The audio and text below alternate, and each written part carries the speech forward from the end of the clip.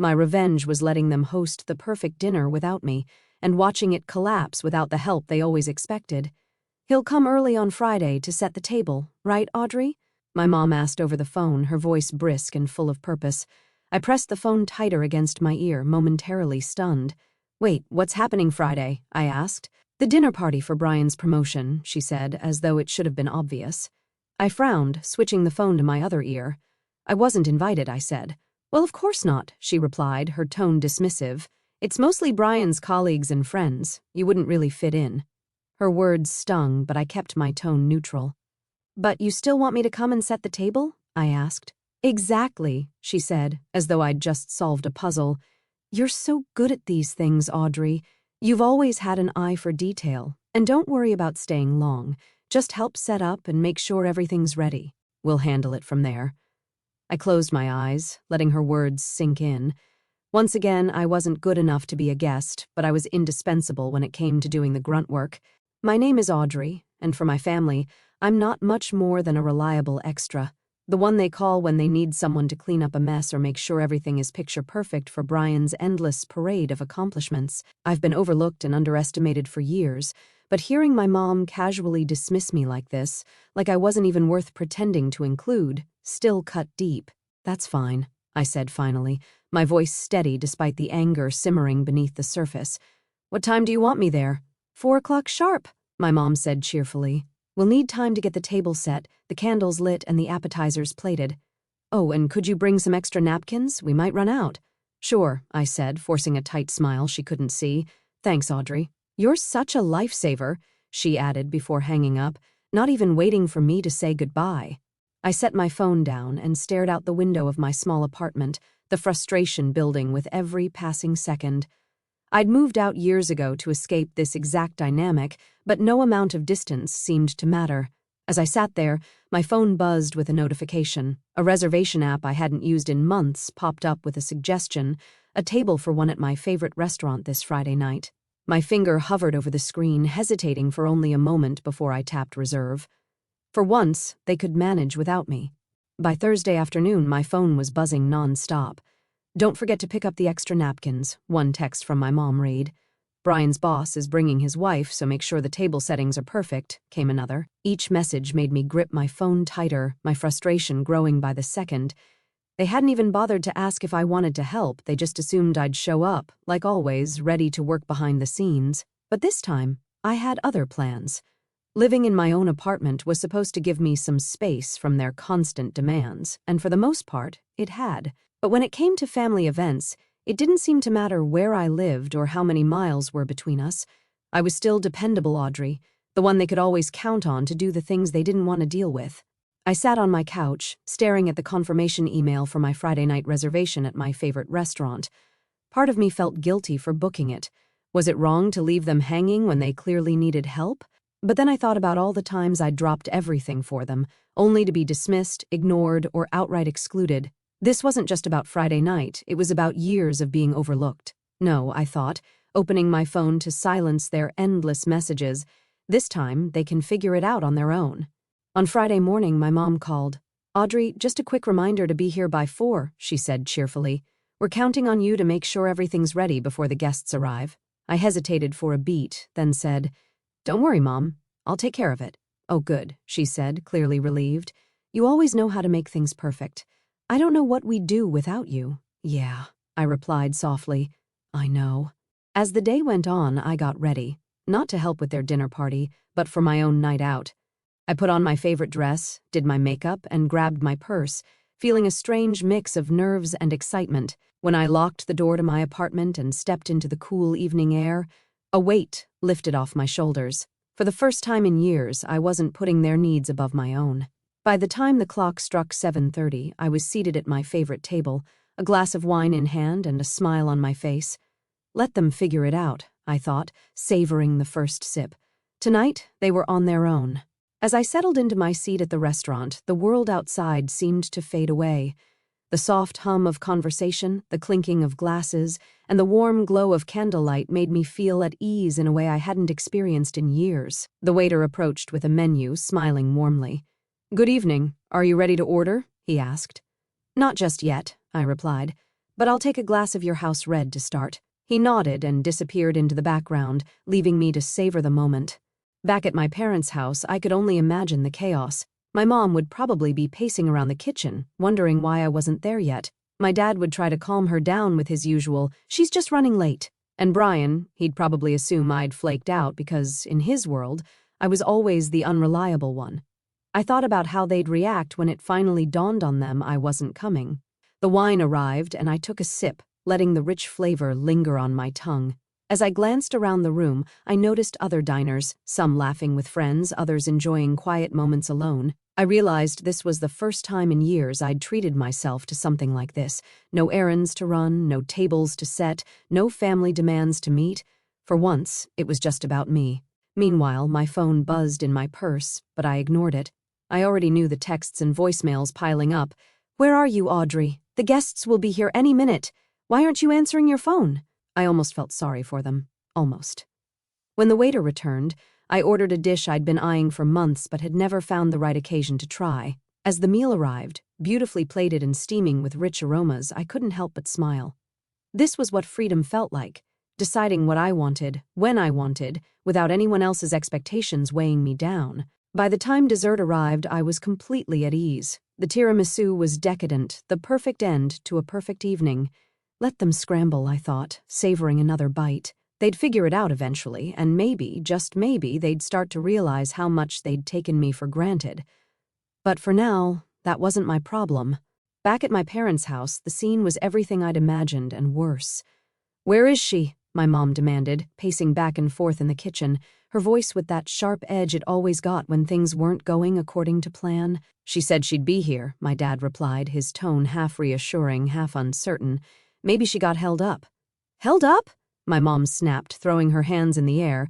"It's not like Audrey has anything else going on." She knew how important tonight was. How could she just disappear? Brian strolled in, adjusting his tie with a smirk. "Honestly, I don't know why you keep relying on her. She's always been flaky," he said. "Flaky?" my dad echoed, raising an eyebrow. "She's done everything for this family. She probably just forgot the time." "Forgot?" My mom's voice was shrill now. "She was supposed to be here an hour ago. The table's not set, the candles aren't lit, and the appetizers are still in the fridge. What am I supposed to tell our guests when they walk into this mess?" Brian shrugged, pulling out his phone. "Not my problem. Maybe next time. Don't put all your faith in someone who—" "Enough," my dad barked, silencing him. Meanwhile, I was halfway through my dessert at the restaurant, blissfully unaware of the chaos. The tiramisu melted in my mouth as I took another bite, savoring the layers of espresso-soaked ladyfingers and mascarpone cream. Across the room, a couple was celebrating an anniversary, their laughter filling the air. It felt good to be here, surrounded by warmth and light, instead of at home where my efforts would have been overlooked and unappreciated. My phone buzzed again, but I didn't even glance at it. Tonight, their emergencies weren't mine to solve. Back at the house, the tension had reached its boiling point. My mom finally grabbed her phone and dialed my number, her hand trembling with frustration. The call went straight to voicemail. "She's ignoring me," she said, staring at the phone in disbelief. Brian snorted. "I told you, unreliable." My dad sighed, running a hand through his hair. "Enough, Brian. Let's just focus on getting things ready. Audrey's not here, so we'll figure it out ourselves." "That's easy for you to say," my mom muttered. "You're not the one who has to explain this disaster to our guests." The doorbell rang, and the first guests arrived, stepping into a house that was anything but ready. My mom plastered on a smile, but I could tell, even from miles away, that she was seething inside. I could imagine her glancing around the unfinished dining room, the unlit candles, the untouched appetizers, silently cursing me for not being there. And for the first time, I didn't care. As the evening wore on, I took my time, relishing every moment at the restaurant. The server had just refilled my glass of wine when I decided to take a peek at my phone. The screen lit up with a flood of missed calls and text messages. "Where are you? Guests are arriving. Everything's falling apart. We need you now. You're being so selfish, Audrey." I smirked, setting my phone back down without responding. For years, I'd dropped everything to help them. Tonight, they could manage without me. Back at the house, the dinner party had devolved into barely contained chaos. The dining room table was set, but it lacked the polished touch my mom had been counting on. The silverware was mismatched, the tablecloth was creased, and the candles sat unlit in their holders. Why aren't the appetizers out yet? My mom hissed at my dad, who was frantically trying to open a bottle of wine. I'm doing the best I can, he snapped, the corkscrew slipping in his hand. You said you'd handle the appetizers. I said Audrey would handle it, my mom retorted, her voice sharp. But she's not here, is she? Brian, seated at the head of the table with a drink in hand, rolled his eyes. Just calm down. No one's going to care about the tablecloth or whatever. Can we just start eating? Brian, this is your dinner party, my mom said, her face flushing with frustration. You could at least pretend to care about the details. Maybe you should have invited someone who actually knows how to throw a party, one of Brian's friends muttered under his breath, loud enough for my mom to hear. Her eyes widened, and for a moment she looked like she might explode. While they scrambled to salvage the night, I was indulging in a decadent slice of cheesecake at my table. Across the room, I overheard a couple chatting with the waiter about their travels, describing the beauty of the Amalfi Coast. The conversation sparked something in me, a longing to experience more of life beyond the narrow box my family had kept me in. I made a mental note to add travel to my list of priorities, along with continuing to prioritize my happiness. As the dinner dragged on, my phone buzzed one last time. This time, it was a text from my dad. We're sorry, Audrey. We shouldn't have assumed you'd handle everything. Can we talk later?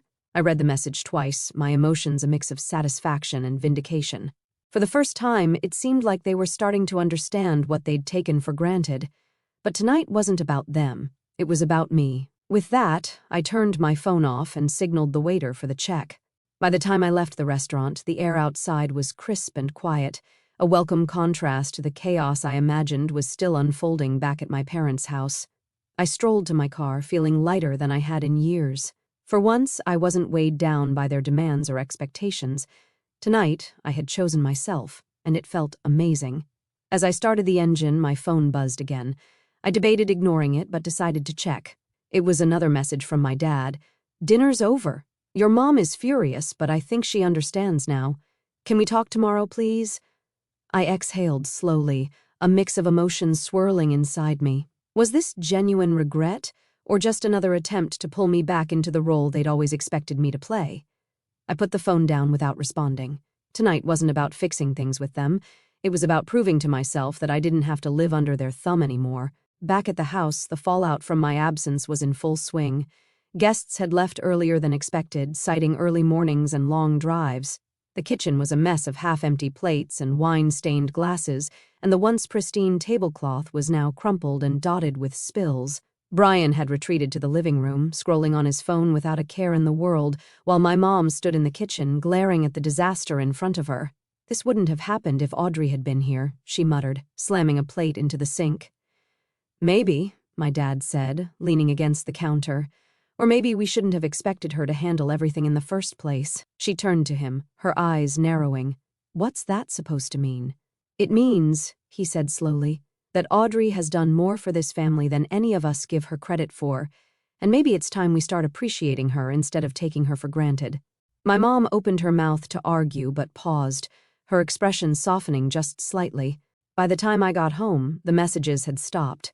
I slipped off my shoes, poured myself a glass of water, and sank into the couch, feeling a deep sense of calm. The night hadn't been perfect. It wasn't like one dinner would change years of being overlooked. But it was a step. For the first time, I had set a boundary, and it felt like the start of something better. As I turned out the lights and headed to bed, I thought about my dad's last message. Maybe I'd call him tomorrow, but tonight, I was content to let them sit with the realization of what life was like without me holding it all together. Let them figure it out for once. The next morning, I woke up feeling unusually refreshed. No barrage of texts or missed calls greeted me, which was a small but satisfying victory in itself. I brewed a cup of coffee and sat by the window watching the early sunlight filter through the curtains. For once, there was no weight of expectation hanging over me, no list of chores I was expected to complete. It felt good, peaceful even. By mid-morning, my phone buzzed. It was a call from my dad. I hesitated for a moment before picking up. Hi, Dad. Hey, Audrey, he said, his tone unusually soft. Do you have a minute?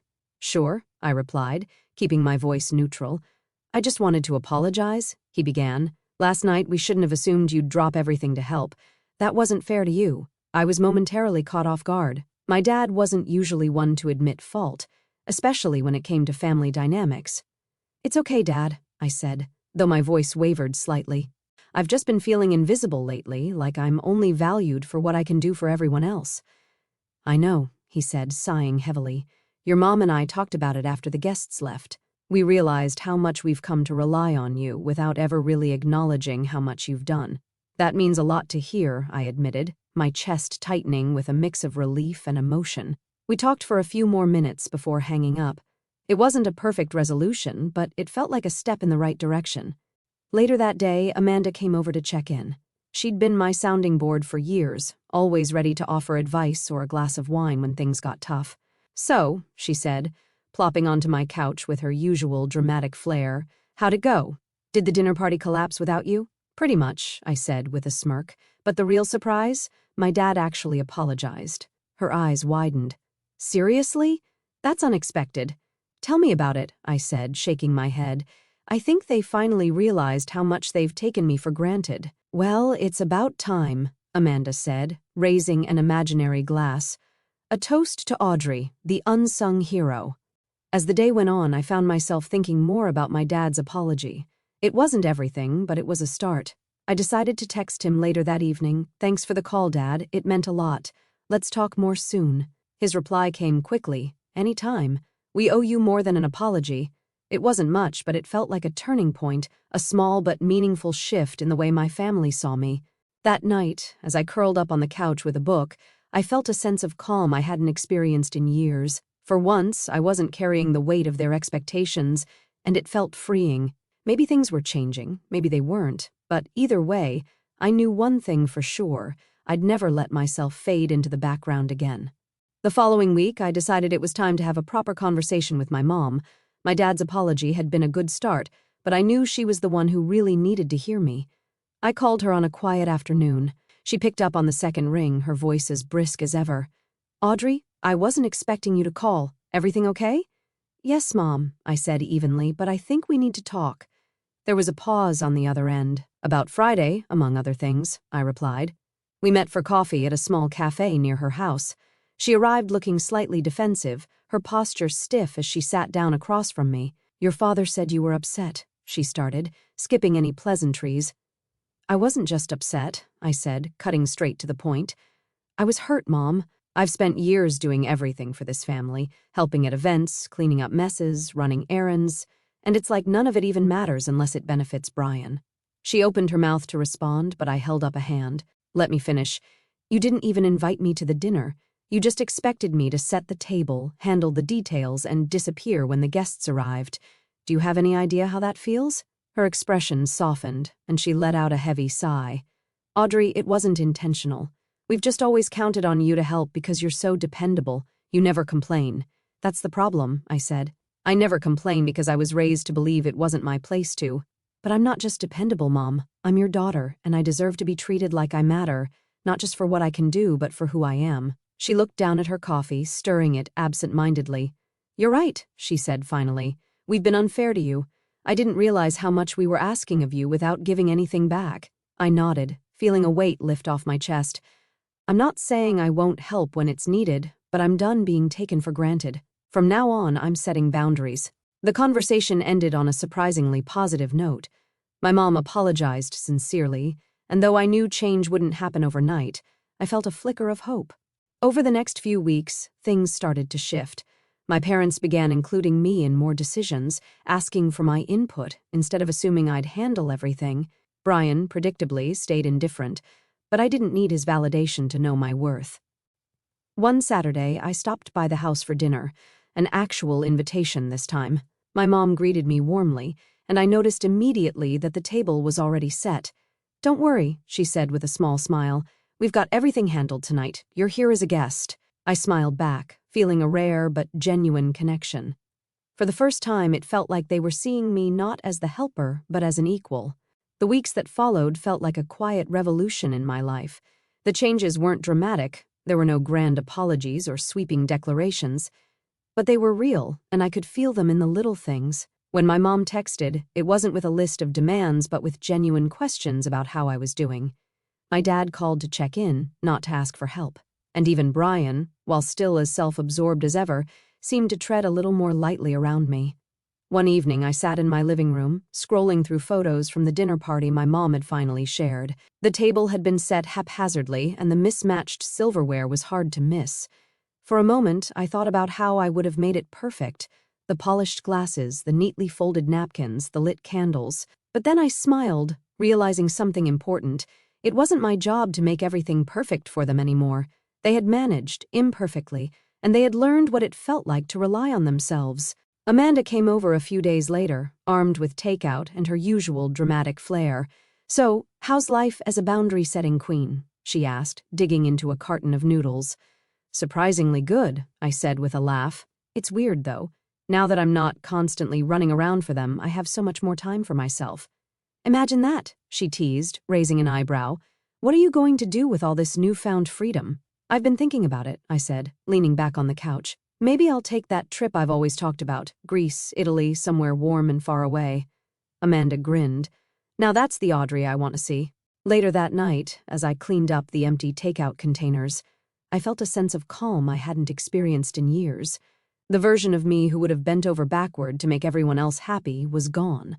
This new version, the one who knew how to say no, how to prioritize herself, was here to stay, and it felt good. A few weeks later, I got another text from my mom. "We're planning a family gathering next month. Would you like to come as a guest?" I read the message twice, surprised by the wording.